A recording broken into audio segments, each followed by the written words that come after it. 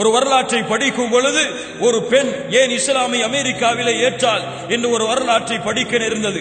அந்த பெண் சொல்கிறாள், நான் ஏன் இஸ்லாமை ஏற்றேன் என்ற வரலாற்றை சொல்கிறாள்.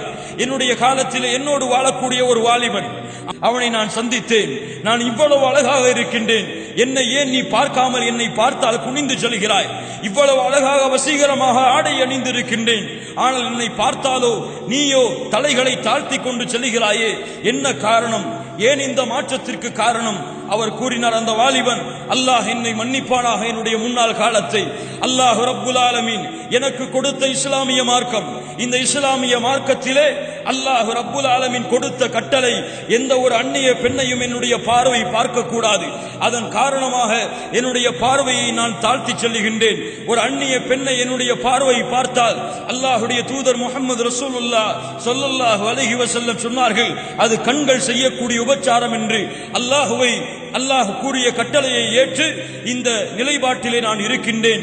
என்னுடைய பார்வை எவ்வளவு அழகாக பெண்ணாக இருந்தாலும், எவ்வளவு வசீகரமான பெண்ணாக இருந்தாலும், எந்த அளவு ஆடை குறைப்பை அவள் செய்தாலும், என்னுடைய பார்வை இஸ்லாமிற்கு கட்டுப்பட்டு பூமியை பார்த்துதான் இருக்கும் என்று அந்த பெண்ணுக்கு பதில் சொன்னார்.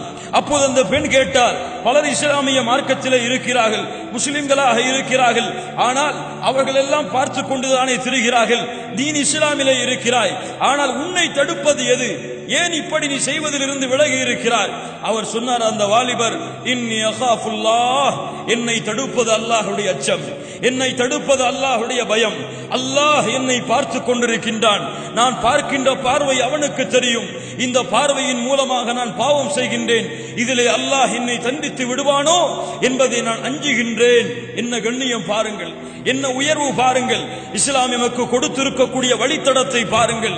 அப்போது அந்த பெண் சொன்னார், இவ்வளவு சுத்தமான, இவ்வளவு தூய்மையான, இவ்வளவு ஒழுக்கமான மார்க்கமாக இஸ்லாமிய மார்க்கம் இருக்கின்றது என்பதை நான் இப்போதுதான் அறிகின்றேன். எங்கே நான் செல்ல வேண்டும்? இந்த அழைப்பு மையத்துக்கு செல். அந்த அழைப்பு மையத்திற்கு அந்த பெண் செல்கிறார். சென்றவுடன் அந்த அழைப்பாளரை சந்தித்து சொல்கிறாள், நான் இஸ்லாமை ஏற்றுக்கொள்ள வேண்டும்.